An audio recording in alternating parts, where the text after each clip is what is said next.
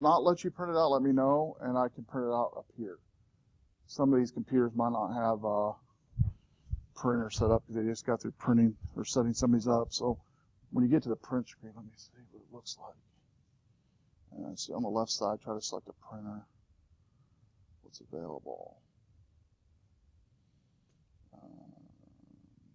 No, I'll print it out for you. So we'll do it at the end. I'll print it out for you so you can scan it. Okay? No big deal. All right.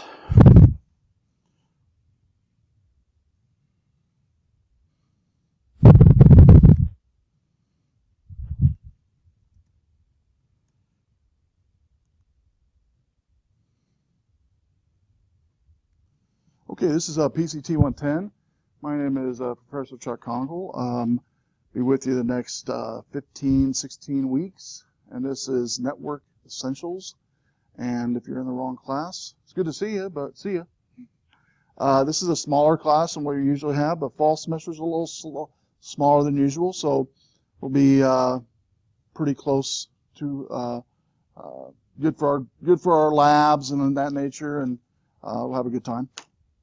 And so I've taught this course now for 17 years, and networking has evolved a little bit as far as the size of the equipment, but the technology is pretty much the same. And so that's a good thing. What changes in networking, again, is what equipment is used. And really what's changed over the years mainly is mobility. Everything's become mobile. And so what used to be in a room this size now is in your hand, basically. And so this semester goes over general networking skills. You'll learn how to build your own small area network, small LAN. You'll learn some terminologies like LAN the first few weeks, which stands for local area network. You'll set those up. Also set up a Wi-Fi. You will do some cabling. If you look on the back of the wall there, the red, blue, and yellow or white cabling, you'll be putting together some Cat5 cabling for general knowledge of how to do it. There is a career in cabling. In fact, everything we do this semester, each week's lab that we do generally can be its own career, really. Now, week one, this week, is just an intro. I'm not going to keep you that long tonight, but I wanted to make sure you understand what the course is going to be about, kind of get to know each other a little bit, what's expected of you, when things are due, resources that you have available to you, and then I'll let you go. Most generally, though, the schedule for this room is going to be 7:30 to 8:30 discussion over the chapter content. Next week, we will be starting with chapter 1 in your text, which the bookstore still has some left if you've not purchased one yet. You can get the ISBN from the bookstore if you don't want to buy it there, and then you can look it up online, actually, the RBC bookstore. Just Google it and find out the ISBN to buy it somewhere else if you want to.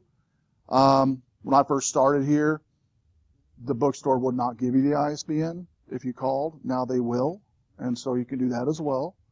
And so sometimes you can get books cheaper, for sure, outside of the bookstore. Yes. Oh yeah, it's really easy to find. It's nice. I like the website changes they've made is really nice on the bookstore, I think. And it's ran by Barnes & Noble, and they generally keep their web components pretty updated. So real easy to find it. So thank you for mentioning that. It's real easy to find it. Then if it's a short lab, we'll go right from the discussion right to the lab. And I'll dictate whether it's a short lab or not. I kind of know what it is because I created the labs. So if it's a short lab, I'll just say, hey, we're going to stay and go right into the lab. If it's a longer lab, we'll have you take a break for 5 or 10 minutes and come back, let's say 8:40-ish or something. And just to show you where things are at, if you're not familiar with this building, when you walk out the door, take a right, take another right, it's a women's restroom, take a left all the way down, it's a men's restroom. If you take the elevator down to the lower level, G, lower level area, there's a pop machine, coffee, water, a snack machine. You can go down. We are now a non-smoking campus, if you didn't hear that already. So nowhere on campus are you allowed to smoke anymore. So what was it now? Inside of your car, yes, you're right. Inside of your car, you can smoke.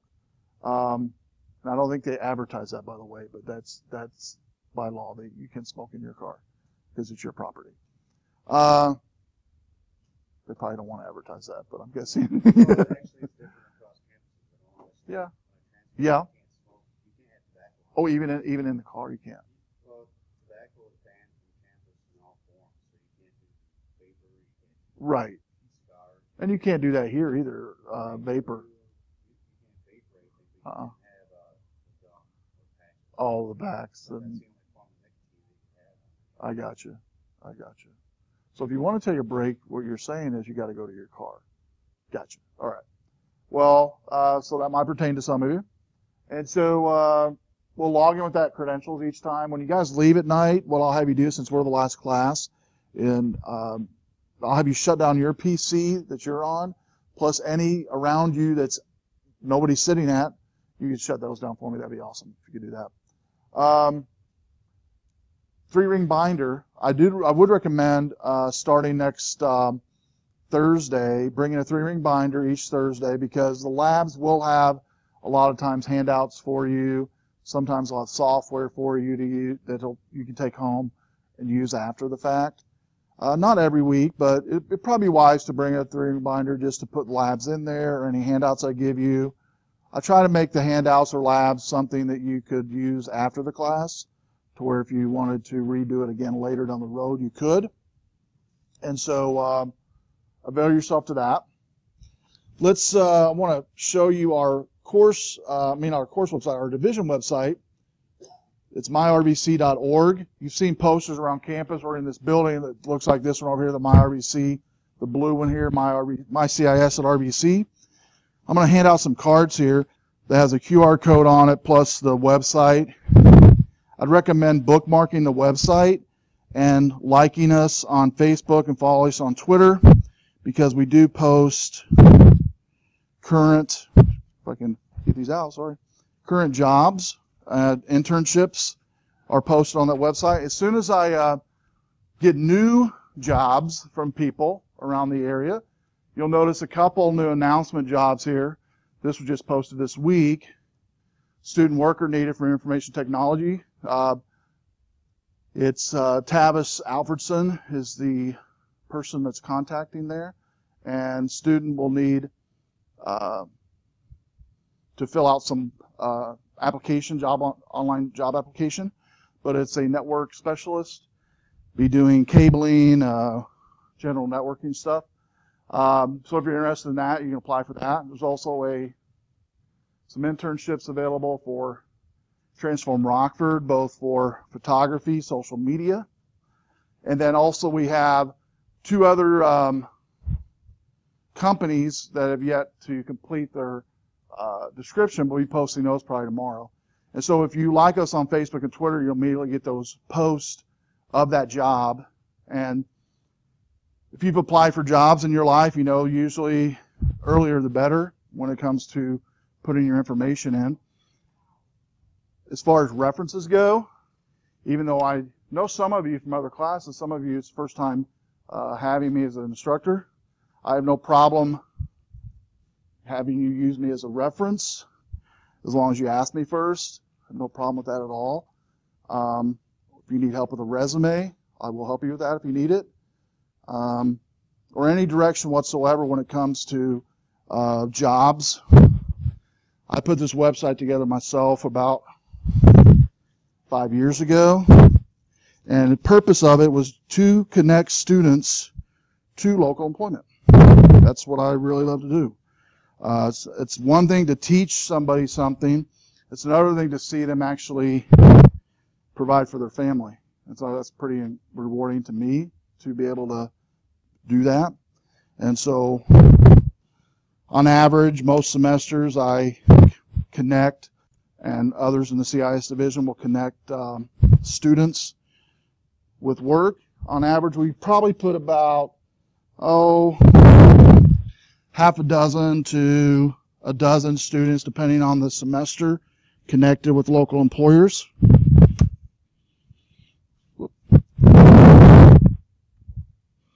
There we go. Anywhere from programming to networking to PC repair, sales. I've even put out here. We even had one that was a farm that needed somebody, a farmhand for a while. I grew up on a farm, so I posted it. Hey, it's good money and really good money for the summer. And a student put their app in, put their resume in, and got it. So avail yourself to the website. I do want to make mention on the website, it announces a new faculty section that we just added. The faculty section will be to promote, faculty promote their own courses, share announcements, files, links, things like that, videos they can share. And so throughout the semester, faculty will be adding things to this. They've been given access to all of this. I posted one here today on social media interns needed. So if you're interested in that, let me know.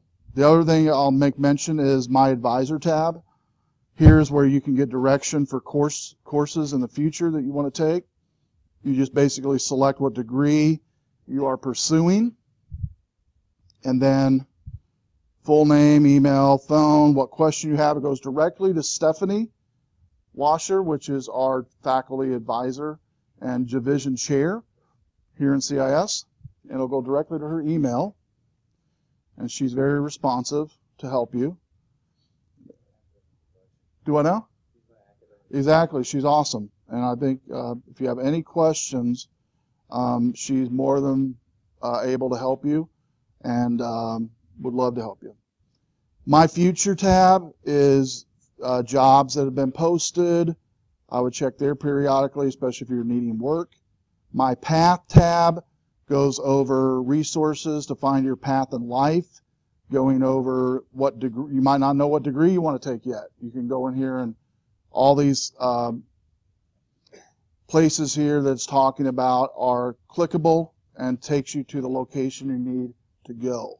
And then for employers, if you work at a place that needs to hire somebody and want to hire an intern or full-time, part-time, they can come here to the website and post a job, and it'll come directly to me, and then I can post, update it on the website and let students know about it. So that's the tabs. The other thing I want to make mention before we go on from the website is Periscope. It's a Tuesday, it's a Tech Talk Tuesday using Periscope from 3:30 to 3:45. The first one's going to be next Tuesday, and it's going to be with Stephanie, and I'm going to interview her, and she's going to go over some of the resources that are available for you from CIS. One of them being CompTIA Testing Center. We're now a CompTIA Testing Center where you probably heard maybe you can get your Cisco exams here, but you can get a plethora of other exams as well, like A+ certification, Network Plus certification, Security Plus certification, all here on campus last semester. And so, yep.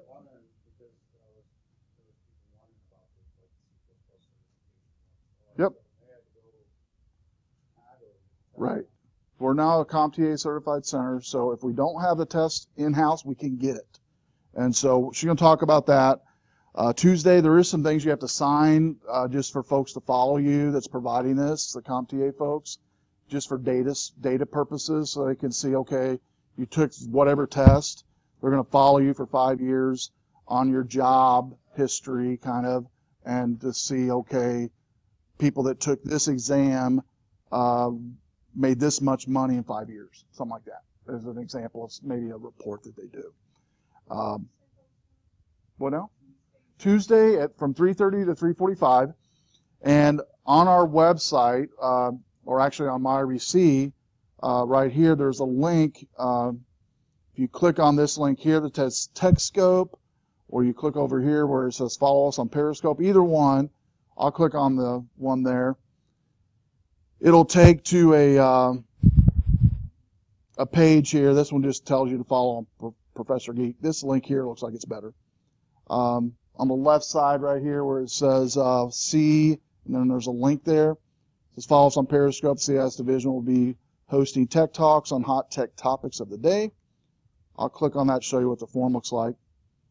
There's our logo. Follow my CIS or RBC on Periscope. And by the way, Periscope recently just came out. In fact, I put a little informational thing here I'll read if you don't know what Periscope is. First sentence I put in here, what is Periscope? It's a service owned by Twitter. You've heard of that, I'm guessing, that lets you broadcast video with sound in real time. You just take out your phone, your tablet, fire up the app, and you start broadcasting anything. Very simple, but incredibly powerful concept. Just think about it. We all carry around high-quality cameras, have access to fast Wi-Fi, wireless connections.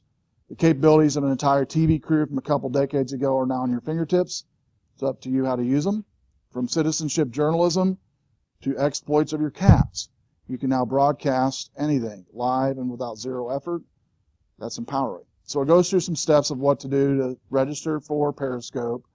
Two ways you can connect to Periscope. I recommend the Twitter route, but the app for Periscope does allow you to register either by phone or Twitter account.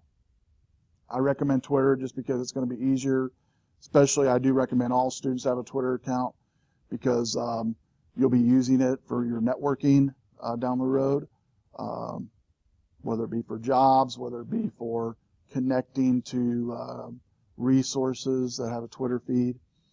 So the first link here is how to go to Twitter to register. And I'm guessing some of you already have a Twitter account, so you can mark that one off. The second one is go to my Twitter account, Professor Geek, which I'll show you what that looks like. And you come over here and just click follow. You follow me. And then after you follow me, you download and install Periscope app for your phone or tablet. It works with Droid or iOS, either one.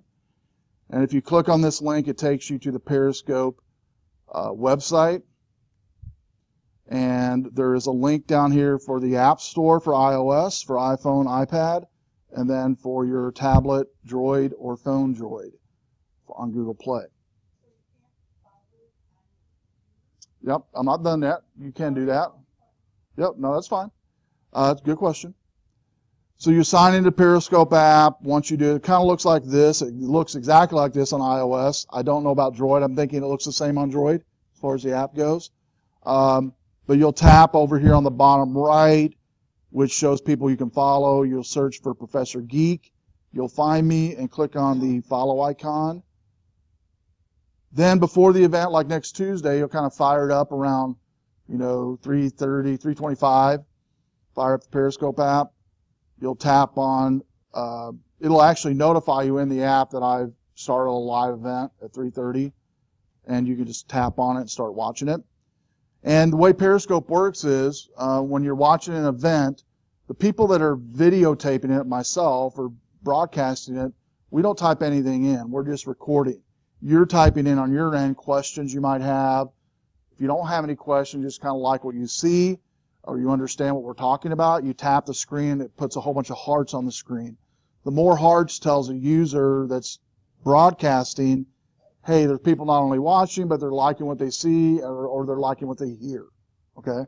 And that's the whole idea behind it.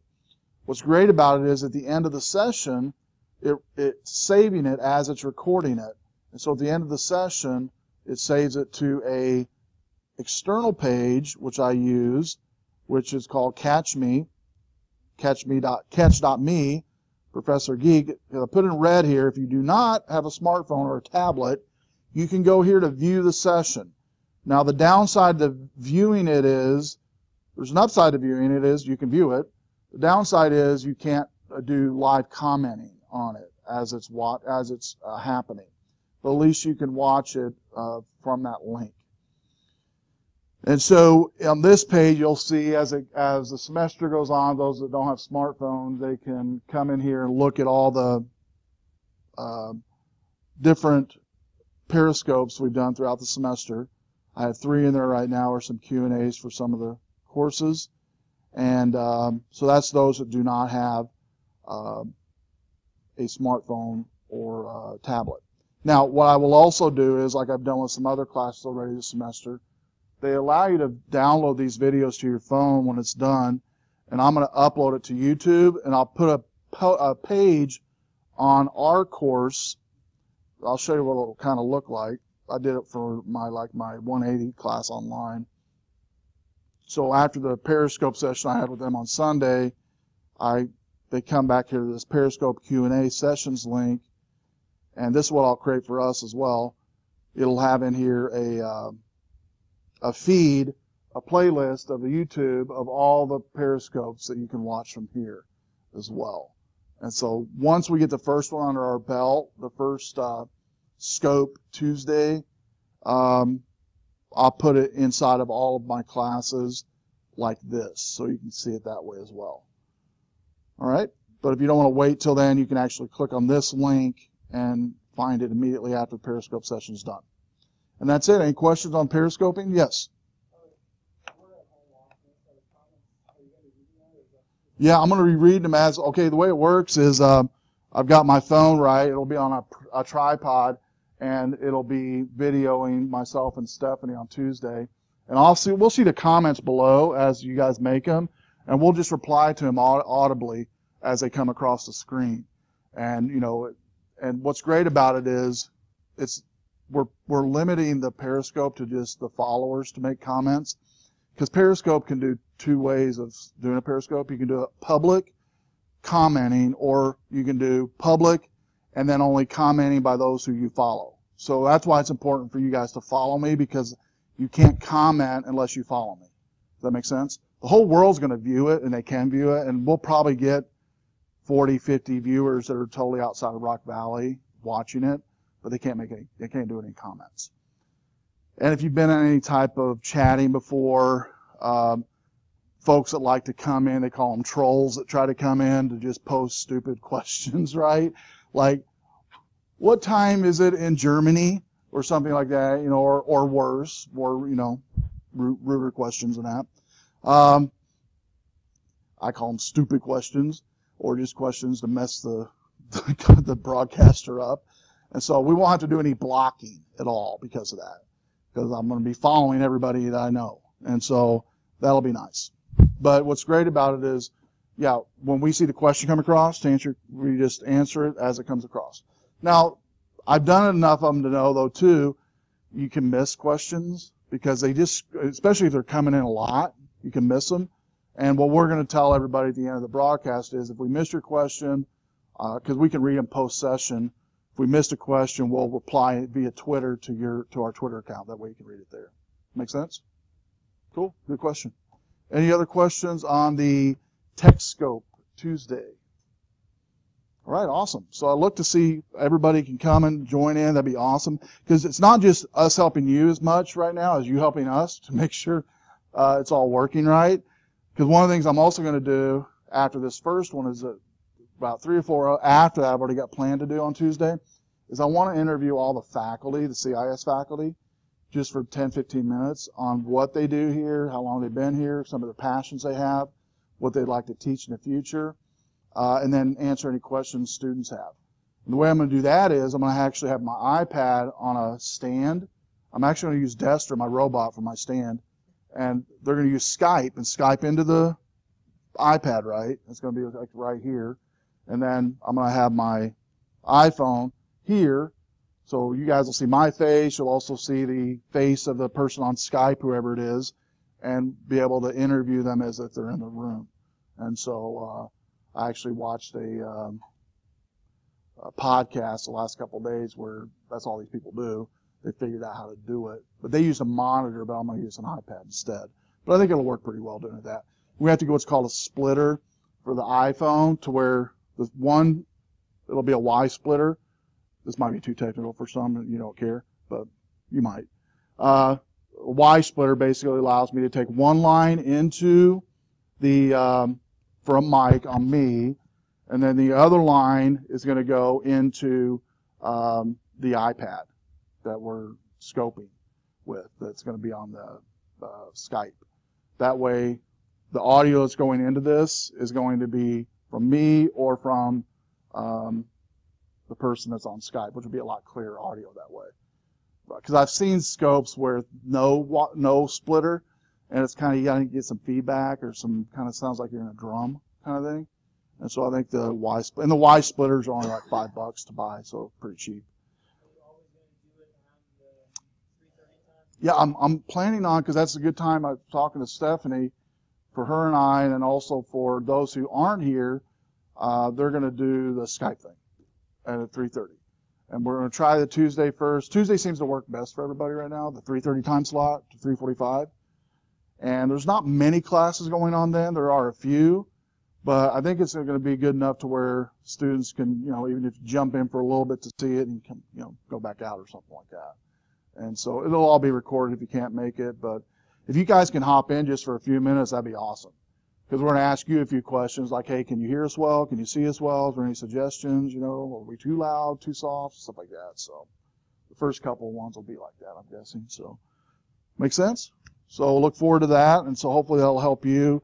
Also help the faculty kind of get their name out there a little bit and what they, for new students anyway, on how long they've been here, what their passions are. So I think it'll be good. I think it'll be a positive thing. Also, talking about Periscope, just from a disclaimer, if you're going to use Periscope or experiment with it, it is open to the public, so anybody can create anything on Periscope. Now people can turn people in and stuff, and they can, for posting stupid stuff or pornography or whatever, they can turn people in and they'll kill their channel. But that doesn't mean that people don't try still. So just a disclaimer for you, just so you know. You might, if you load it on your phone or your tablet and you start scrolling through all the Periscopes, you can get some weird ones out there, guarantee it. But you're going to get that anywhere that you use social media. So, but it can be used for evil or good, like any tool, right? And so we're going to use it for good, and hopefully have a good time with it and be educational and fun and enjoyable. So that's Tech Scope Tuesday. I want to touch base on that. Now let's get to our course on PCT110. But before we do that, I wanted to take a little poll. And so there's a website you might have seen me write up earlier on the board. You can use your computer in front of you or your smartphone and go to m.socrative.com. This poll is just an informational poll for me to kind of know where you're at as it pertains to general networking. You're not going to be graded on it. It's just kind of an overview, and people won't see your name on the poll, but it's just kind of an overview of quiz of where you're at. Not a quiz, but a poll of where you're at. So as soon as you go into this, it'll ask you for a room name. It's RBC is a room name. It should work for uppercase or lowercase RBC. Then it should ask you, I believe, for your last name, first name. And then you'll submit that. And then I believe it should ask you for the name you go by. That would be your first name, whatever you go by, or nickname, whatever you want to put in there.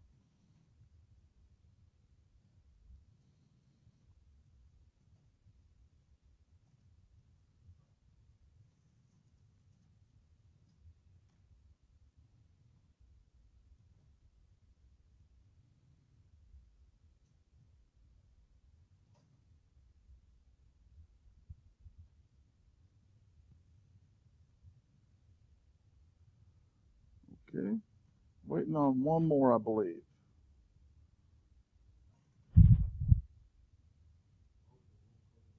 What is it? RBC.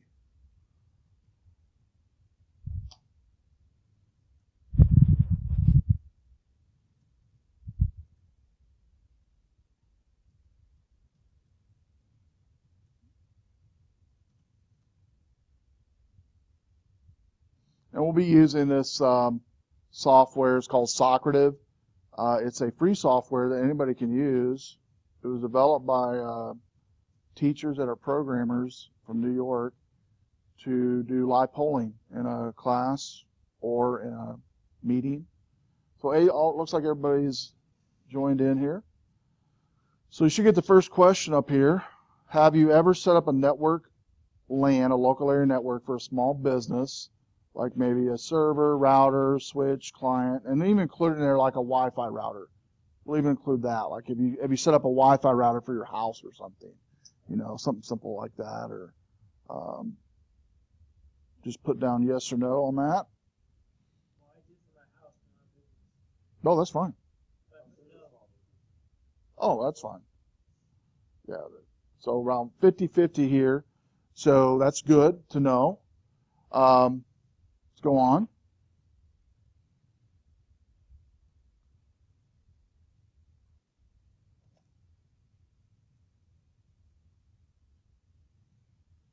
Question 2, have you set up a local area network for your home, Wi-Fi, cable, modem, Wi-Fi router, laptops, computers? I know I told you on the last one to do the same, but go ahead and answer this one. That would be great.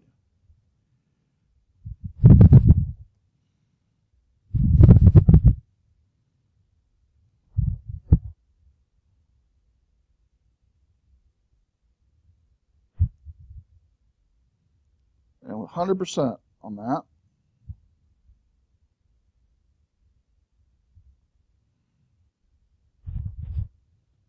And next, in your own words, define the function of a LAN, a local area network.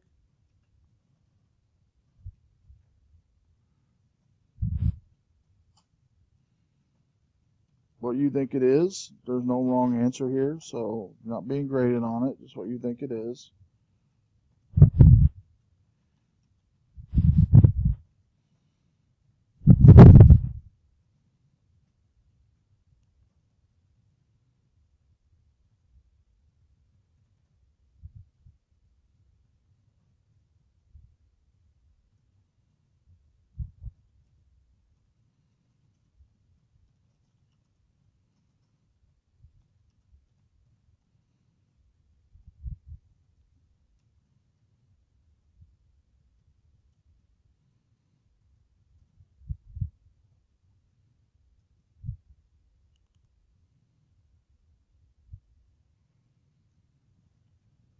Okay.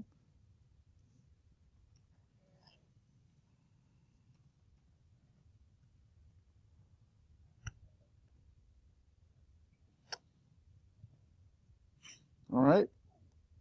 What do you think a peer-to-peer network is?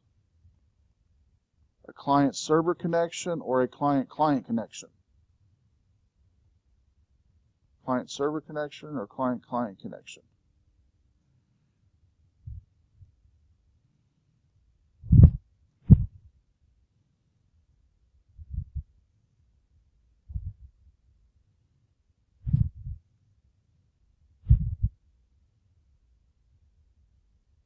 And what do you think a LAN network is? Client-server or client-client?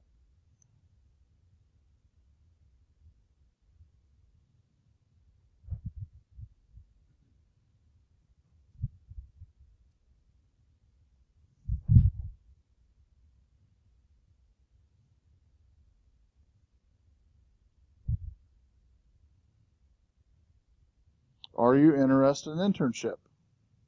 Yes, no, or maybe.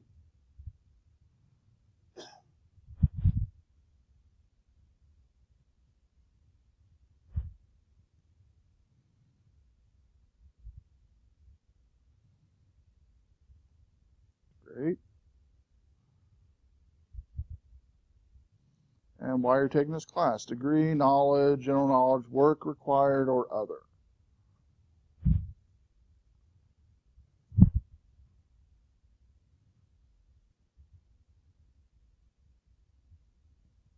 So it looks like for here on this one, degree, most is here for a degree and the rest for general knowledge. Pretty painless, right? What we'll do is next week, after my discussion on Chapter 1, we're going to take the very same poll again. Very same one. Nothing any different. But this time what I'll do is I will stop on each question, show you the results, and then, you know, make any clarification that you might need to help you make sure everybody's on the same page with everything. So we'll generally use this poll tool throughout the semester, especially when we're starting a new area. I like to use it because I like to see instant feedback as far as when it goes to as far as when you're in any setting. It's nice to see instant feedback. It's also nice to see your feedback up there when you're giving your opinion or your feeling on something. And so that's what polls are good for. But it's also good from my perspective before a section that we're learning to kind of shift things around a little bit, maybe. Either maybe not cover so much of something, but cover more of something else, possibly. And so that's what we'll use it for. If you ever want to use this same polling thing in meetings you have or things you're teaching, possibly, I'll write up here on the board. It's totally free. Socrative.com.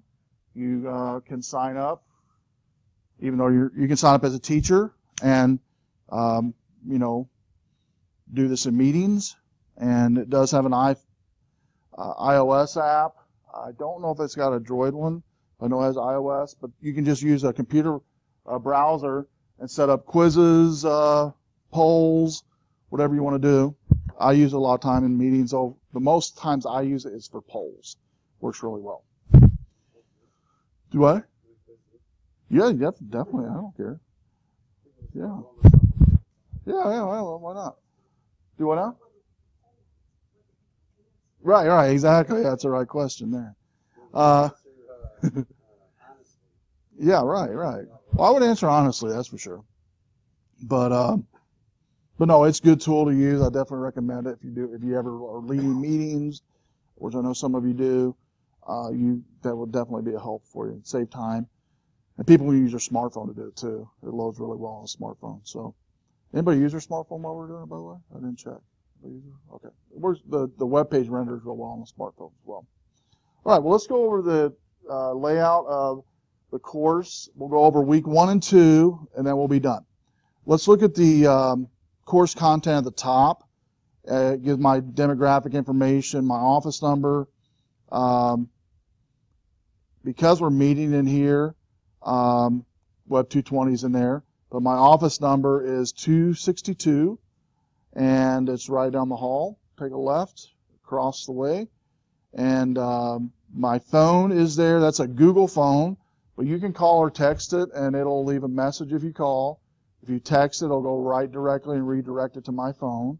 It's not my real cell number, but I do get it immediately. And so be more than willing to use that. Don't feel bad about using it. That's why I put it there. And you text people already, I know, and so might as well use it. Say you're running late for class, you're not going to make it for class for work, and you don't have your email fired up, use a text. Save it. Save that number somewhere on your phone. That way you've got it, and it'll come right to me. Make sense? I have a link in here for Periscope on how to connect to Periscope. We've already went over that, so I won't click on it. General navigational course helps.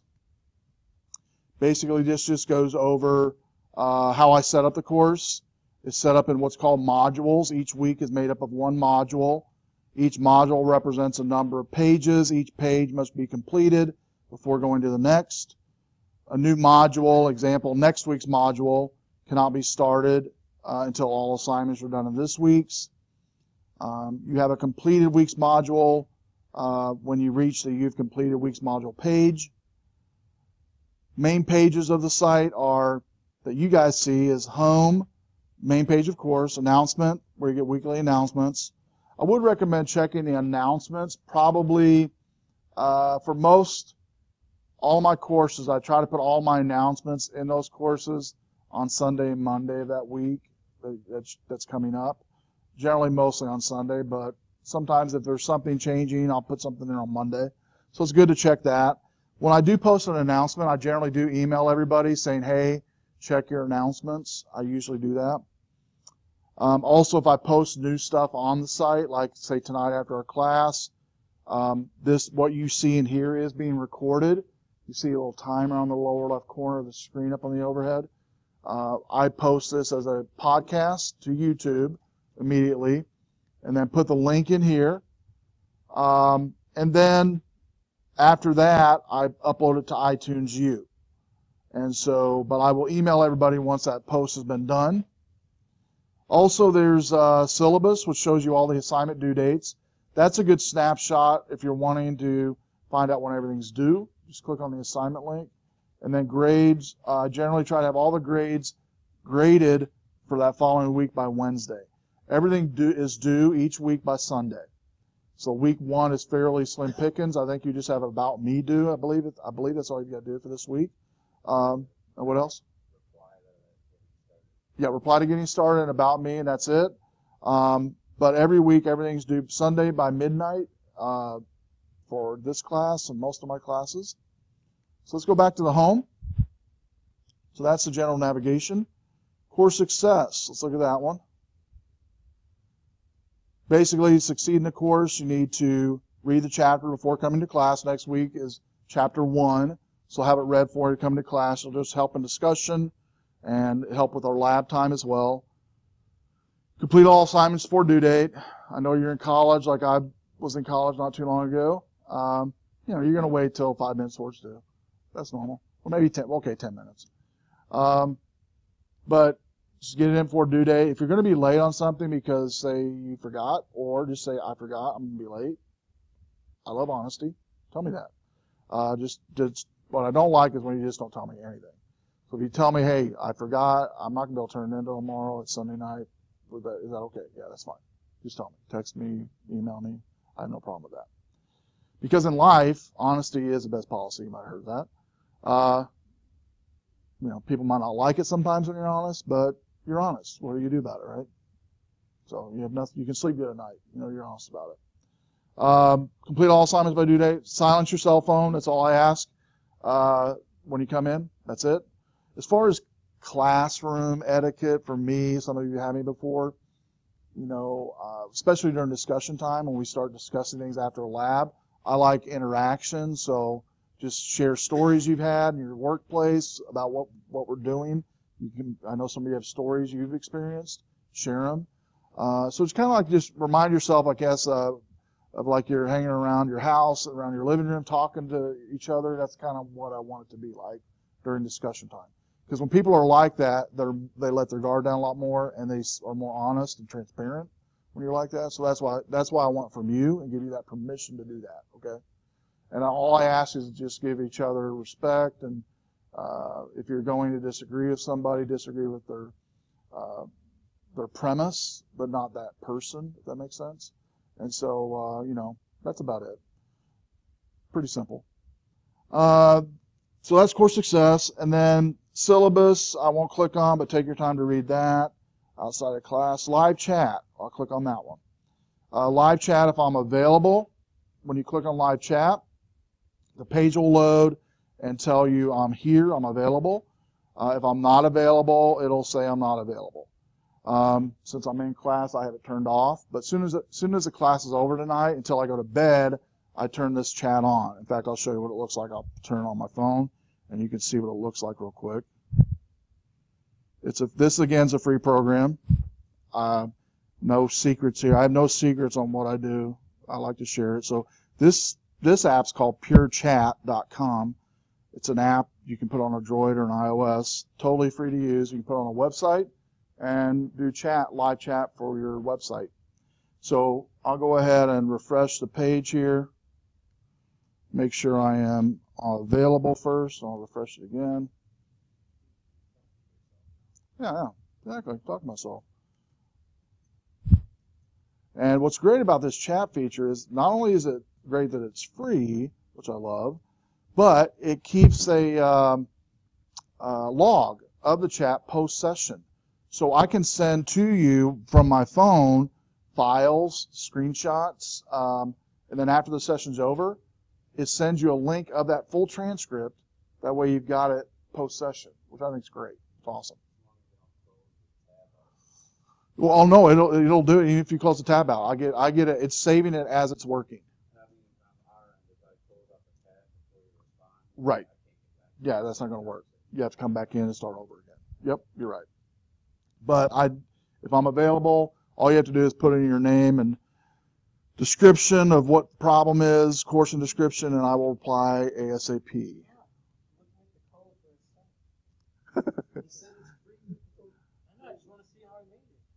Yeah, you can look at that. I don't care. No secrets. All right, so now I've set it off. It's going to go back to not available. So that makes sense? So the way I'd recommend you is when you're on a site and say you're working on something for a class, or you have a question about non-course related stuff, but you have a tech question, a programming question, whatever, because I teach programming, both Windows, mobile app, web. If you have any questions about that, I'll do my best to help you. And those of you that have asked me for help in the past, they can tell you doesn't matter what time it is. If I'm up, I'm helping. Right? Am I right? And so a lot of times if I don't have the answer, I'll tell you I don't know the answer, but I'll give you my best shot of what I think it might be. And so, but yeah, don't feel bad about doing that. And so, but when you're on our website, I would recommend the live chat first. I'm not available. You can email me or text me second. I respond to email quickly as well.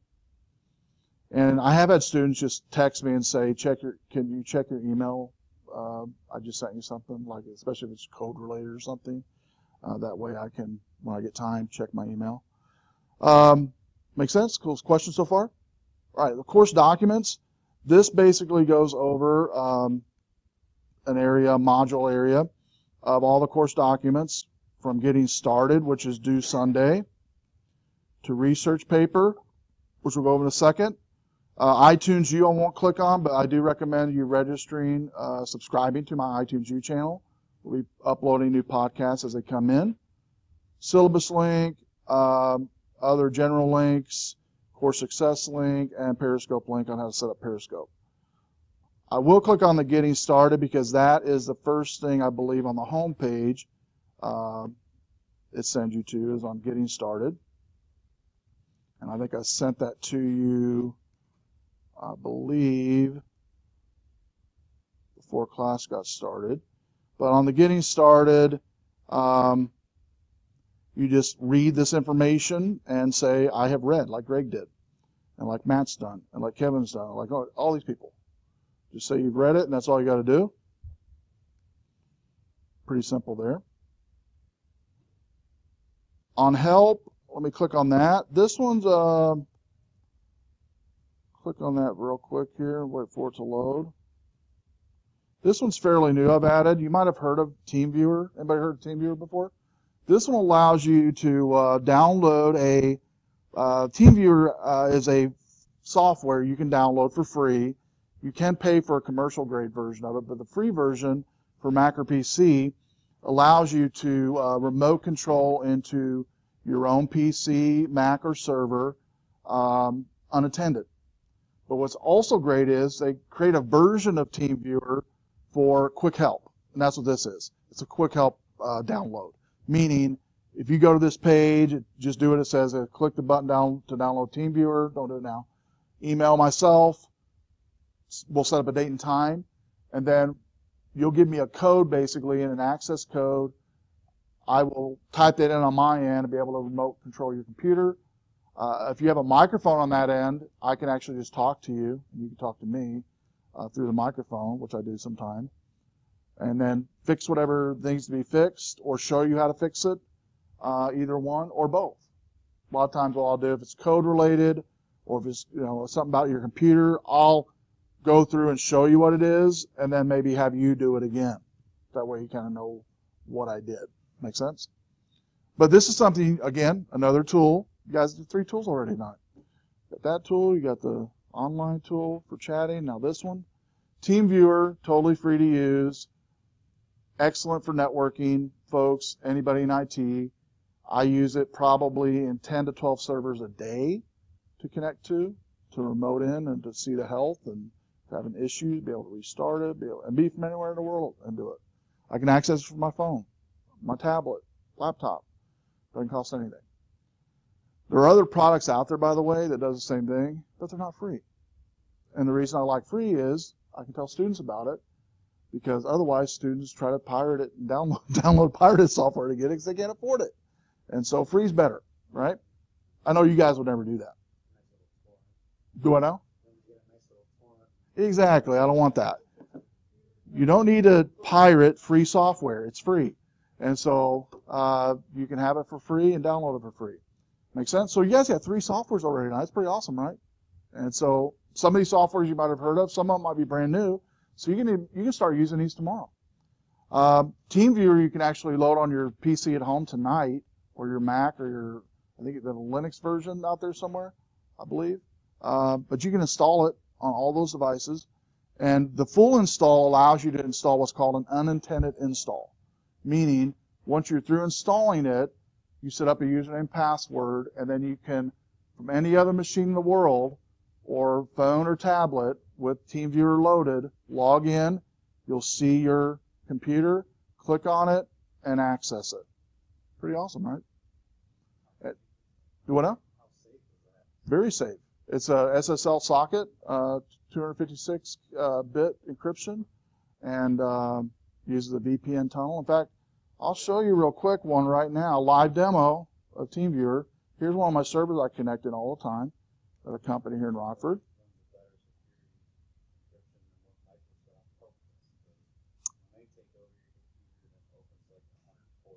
Oh no, this one is very secure. In fact, most IT shops here in Rockford and around the world use TeamViewer. So I'm not going to log in, but that's a screen of my Windows 2008 server that runs. It's a brand new server, and you'll notice the recording button up here at the top. The reason I do that is you can set up TeamViewer to anytime somebody accesses it, it records it.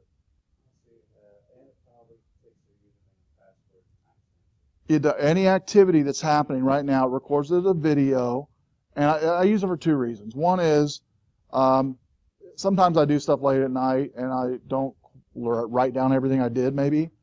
This records it and I can go back and watch it.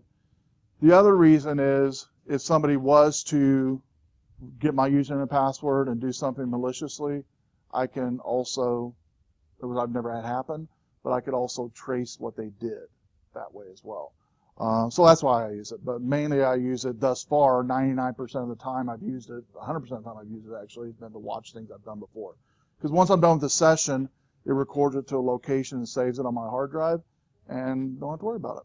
There was a student last semester, Eli, I don't know if you know who he is, but he runs his own servers and doing some stuff for a business. And one of the admins was going in there and changing stuff and crashing their servers. Oh yeah, you could, yes, definitely. And if you look on the overhead, I can also come in here if I know if I'm doing something real quick, I just don't want to take up system resources. I can come in here and stop the recording if I want to and cancel out of it. That way, just kind of I'm done with that. I know I'm not going to do that, but it gives nice buttons up here. Look at this. It gives a file transfer where I can transfer from my computer to the server, from the server to my computer. It gives me Control Delete. It also gives me, I can lock the PC, send different key commands to it if I want to. And I'll do that a lot of times if I'm on my phone, which is a lot smaller to see things. I'll save key commands in a file and then just send it that way. I'll copy and paste and send it that way. So it's an awesome tool. Definitely recommend it, TeamViewer. It is for, do I know? Is this for servers, or can I connect from my phone to my desktop? You can, yes. I use it at the house too. I connect to a couple of my Macs at the house, and but yeah, Macs or PCs at home you can connect to. In fact, it's free for non-commercial use. So if you're using it for business use, you want to pay for it, right? But if you're using it for personal use, which I use mine mainly for, I do have a commercial one I use. This isn't my commercial account. Most of these are all my personal stuff on here, but I do have some that have like 10 or 15, but that's commercial. But even the commercial one's pretty reasonable. But for what you guys do, you can use it for free, legal, legit. It will pop up every time when you end it. Oh, by the way, is this being used for non-commercial use? Yes. Yeah, it is. It's actually in the preferences.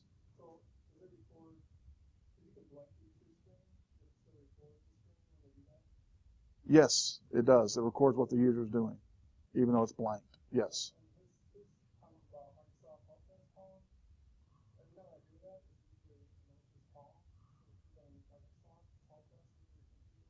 Right. No. I was talking about where you can go and have, not calling it help, but you know how the remote access. The remote access software for Microsoft. Yeah, that yeah. But you were talking about the remote control software for Microsoft. Yeah. Go in there and ask for remote assistance. Yep. from Microsoft. Exactly. Right. Not the thing from India where Yeah. they call saying that you have a virus and you need to log into this. Yeah.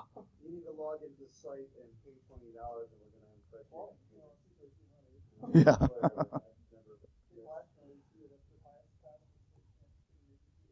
Yeah. That's about as bad as you have somebody in the rich Zambezi wants to give you $1 million. Exactly. $35 billion. Yes. Just give me your bank account. Uh-huh. And I'll wire that to you. Right. Right.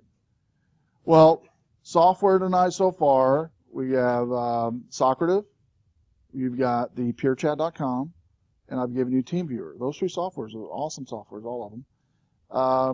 So hopefully you'll avail yourself to that. Let's jump in right into week one, the way these modules work. Each week you'll click on a module, which is a picture on the home page, and you'll notice here it shows you the module. Like week one, you have task, podcast, about me, and research paper. Notice I put in here, research paper topic is not due till next Sunday, not this Sunday. It's actually due September 6th, all right? But let's go over each one of these real quick, even the research paper one. You get a couple weeks to play with that. The About Me is basically, or the task is make sure you purchase your textbook. Post a reply to those in the About Me area. Read the syllabus. Begin reading Chapter 1. Subscribe to iTunes U. You'll also notice at the bottom there's a next button and a previous button.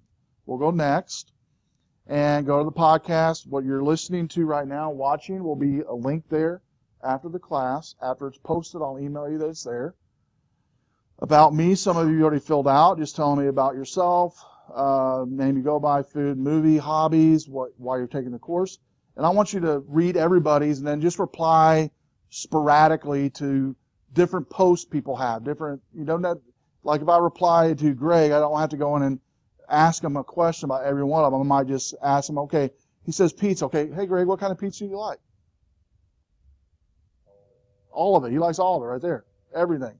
There's no unique type. Everything. He likes it all. Except for that barbecue chicken and stuff. Don't like that. Don't like that. So you can just highlight something, reply back, just the way you kind of get conversation back and forth. We only meet once a week, and I'll talk about some other tools I'll give you, but it's kind of get to know each other a little bit.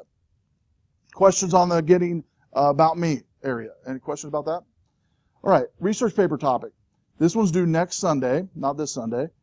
It says here to read the research paper topic, to choose the research paper topic at the very bottom of the paper. We'll see in a second. You can also choose a topic that is not on the list as long as it has something to do with network category. And then you'll submit it below, again, not due till September 6th. But I'll go ahead and click on that Read Research Paper Topic button. It says here, choose topic of choice. Success in your career will depend greatly upon your written and oral communication skills. School recognizes the need for students to develop proficiency in these skills and requires all students to submit a paper and provide oral presentation in each class and department. The format for this one is 5 to 7 pages in length, illustration, excluding illustration of bibliography, 1-inch margin all around except for the top, 1.5, double space, single space for long quotes, 10 to 12 point font, font style, recommend Times New Roman or Courier, illustrations welcome of good quality, and cover sheet is not needed. Binders are not used either because you're going to email these to me when you're done, or not email, but upload them inside of the next week by the 6th.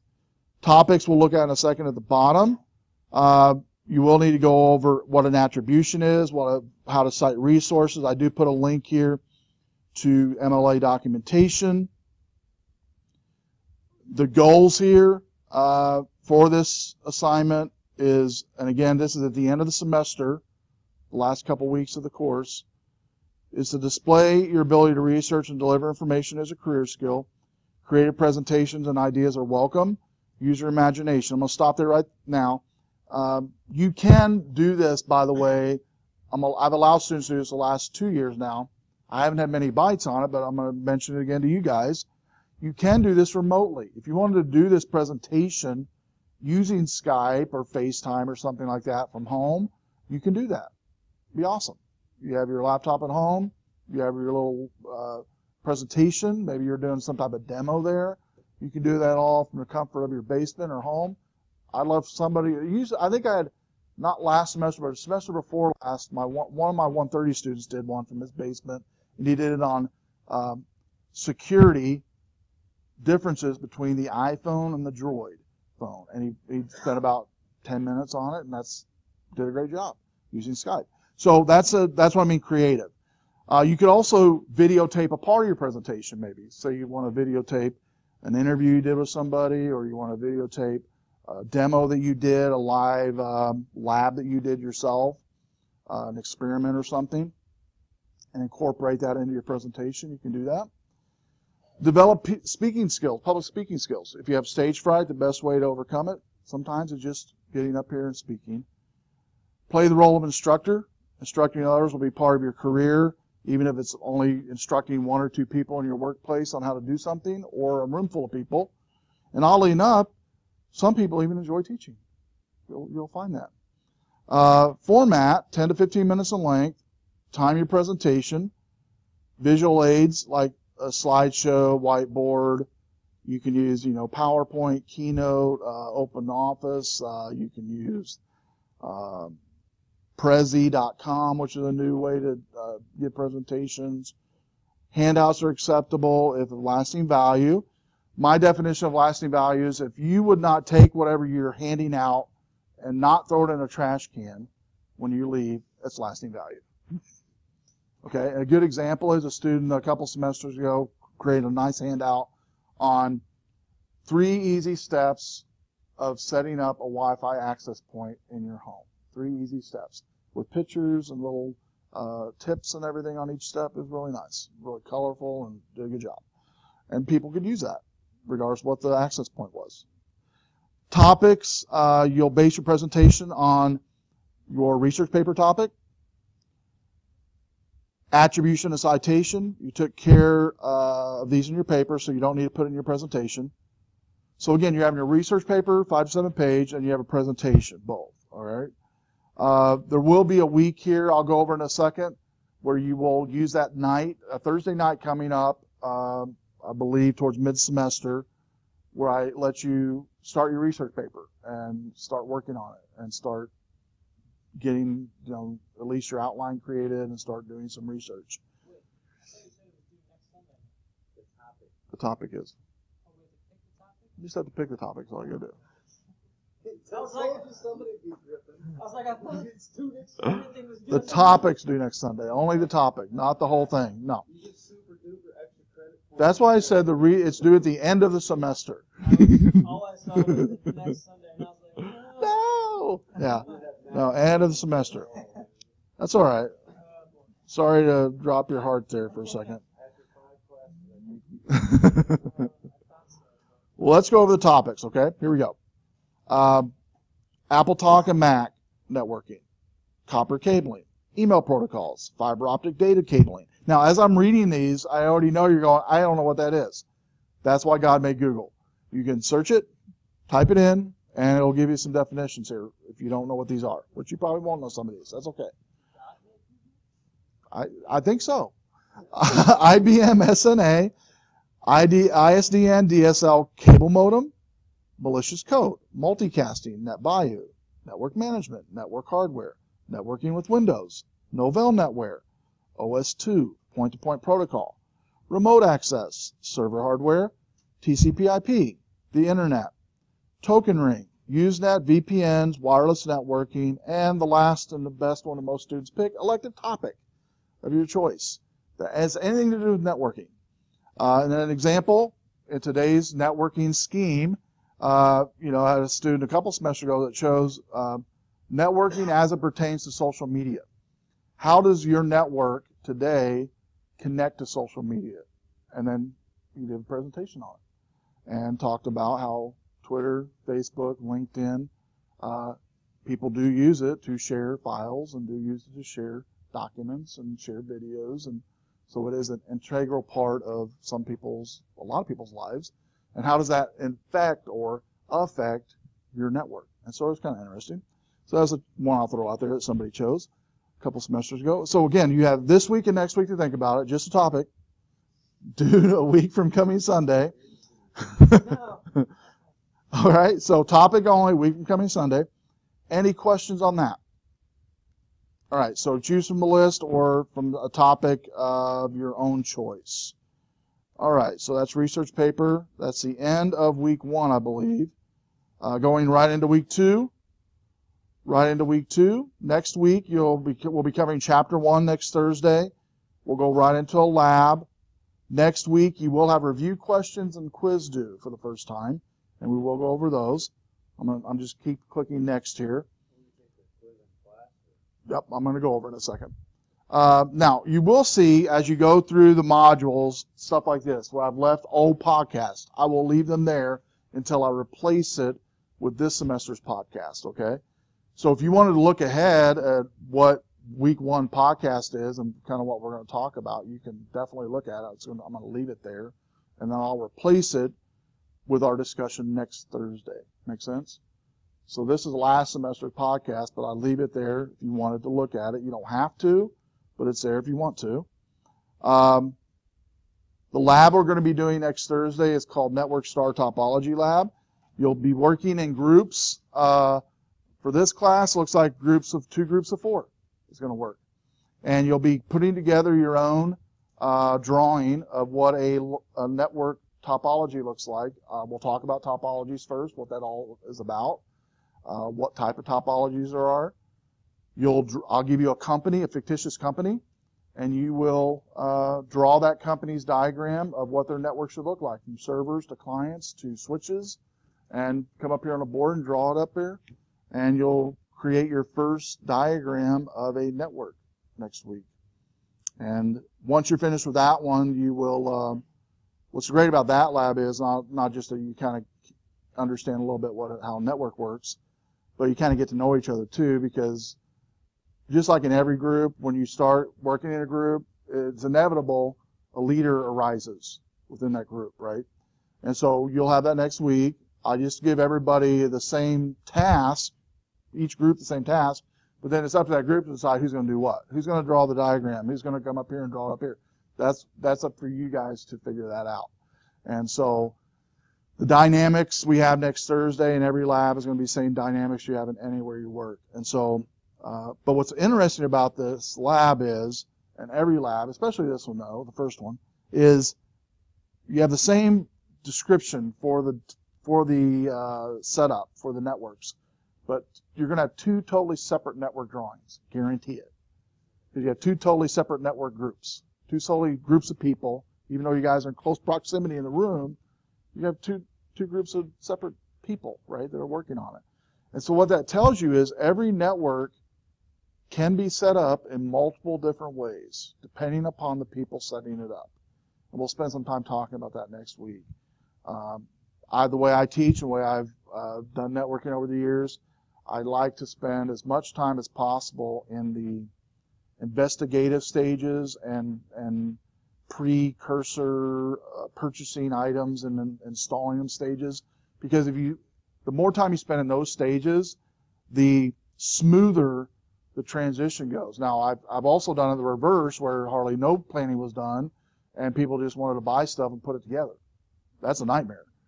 But you get it to work eventually, but it's like takes 2-3 times as long sometimes to do that. Kind of like building a house without a blueprint. Some people are smart enough to actually do that. I'm not. I can do it. But some people might know construction and building well enough to do that. Some people could. Majority of people, no, not going to happen. Even the best builders will tell you that. It's not going to. I got to have a blueprint. There might be a few that can, and there might be a few network people that can do things. Just give me a building, and I'll build you a network. I don't need anything. But majority of people need that planning stage, time, and not only that, but it's investing everybody that's not in networking a part of it. So including them in the meetings, the people that aren't in IT. Hey, what do you guys like? What do you don't like? And you'll figure stuff out, because a lot of times IT will offer something. An example might be, we'll say this is a room we're designing for a network, and we have a printer over here, but we bring in people that's actually going to work in here. They go, yeah, I understand you guys are putting the printer over here. Yeah, well, all of the work that we'll be doing will mainly be on this side of the room. Would it be a problem to put it over here? No. And why did we put it over here? We just put it over there because we decided to put it over there.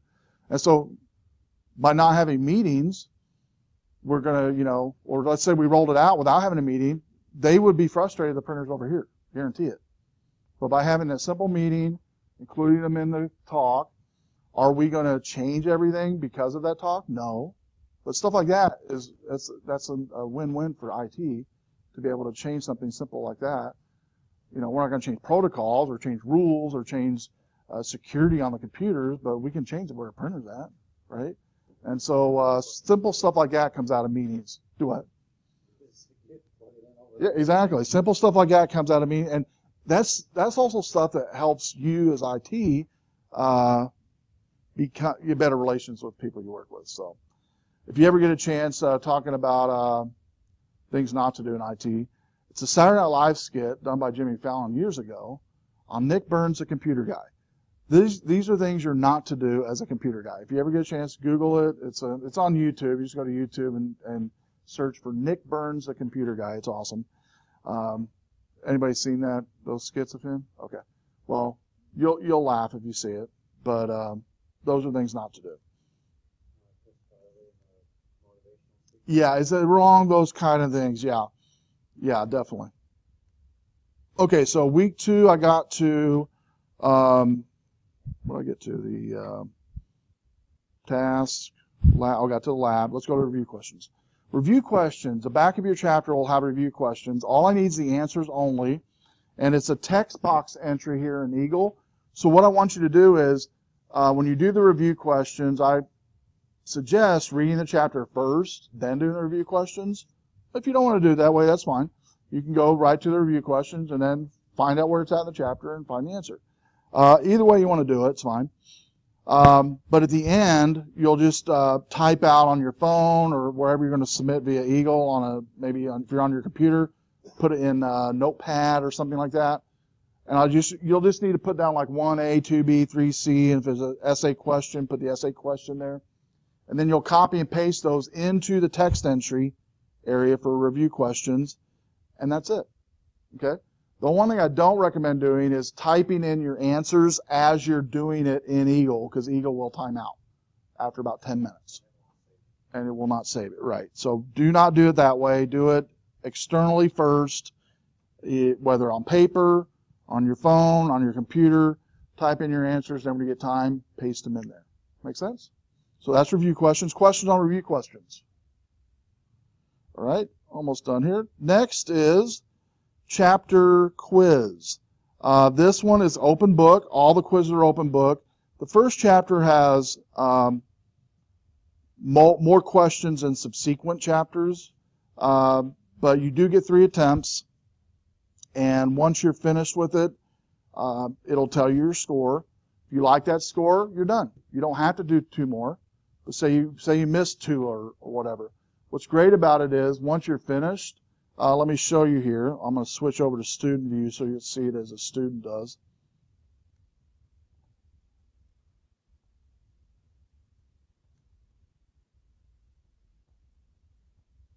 They did change this in the quizzing, which I like how they do things. Let's pretend you're at home. It's 9 o'clock at night. Okay, it's 9 o'clock at night, and let's say, I don't know, something happens and the phone rings and you have to get it. You have to leave the quiz. You're going to be on the phone for a while, you know. So I'm going to go ahead and start this real quick. I'm going to just randomly click on some of these here. Now, it shows here I've answered 3 questions, right? Now, let's say I didn't submit anything yet, but you'll notice down here at the bottom, I don't know if you can see it there, it says quiz was saved at 8:52. They changed the quiz dynamic. Used to, you had to have a button that said save for later or something like that. Now it's gone. It saves it dynamically. So if I was to exit out of this tab, just exit out of it, notice it says here, the page you're asking for is confirmed to leave. Data will not be saved I'm going to force it. I'm forcing it to leave and go back and see if it saved it. We're pushing it here. See if it saved it. There it is. Resume quiz and notice. Let's see if it saved the 3 questions. I think it was 3 questions. There it is. 3 questions were saved. Boom. You're back in business. And so you can resume. If your computer crashed, it's going to save. It doesn't matter. So that's a great thing. I like that change they did. Because if you forgot to click that button and you left, or if it crashed, you lost everything, they changed it to where it dynamically saves it as you click on it. So that's a great feature.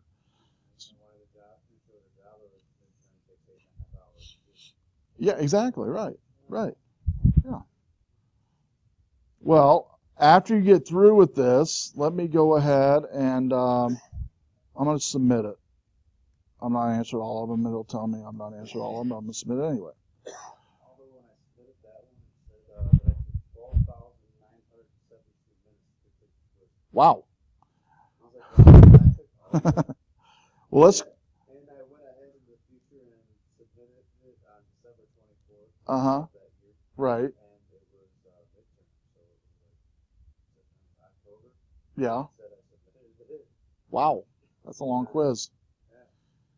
Well, let's look at this attempt I took. Okay, I submitted it. I only submitted 3 answers, but I just wanted to show you what it looks like. Say you missed some questions, right? You missed some answers. It'll go back in and show you once you click on it if you got some correct or incorrect.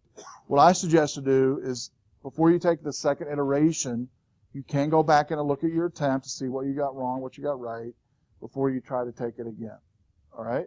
Make sense? And probably best to even, if you really don't get why you got it wrong, go back to your text and go, okay, oh yeah, I see it. I see why. That makes sense before you take it again. All right? Questions on your quiz. 3 opportunities to take it, and then that's it. Best score out of 3.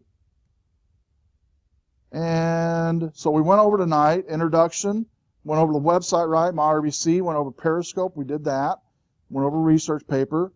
We covered week 1 stuff, which the only thing to do by Sunday this week is about me. That's it. Do not turn in your research paper topic this Sunday. It's next Sunday, the 6th. So I'll have a couple weeks to play with that. Before you come to class next week, make sure you have the reading of chapter 1 done.